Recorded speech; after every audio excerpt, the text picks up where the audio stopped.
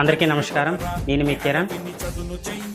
రానున్న ఆగస్టు 3వ తేదీ 2026 అనగా సోమవారం నాడు చలో సీతంపేట శాంతియుత ర్యాలీకి ఉమ్మడి శ్రీకాకుళం జిల్లా నుంచి ప్రతి ఒక్క ఆదివాసీ గిరిజన బిడ్డ ప్రతి ఒక్కరూ ఆ శాంతియుత ర్యాలీలో పాల్గొని మన హక్కుల్ని కాపాడుకుందాం. ఎందుకంటే రానున్న రోజుల్లోన మన హక్కుల కోసం మనం పోరాటం చేయకపోతే మన మనుగడ ఇంకా దిగజారిపోతుంది.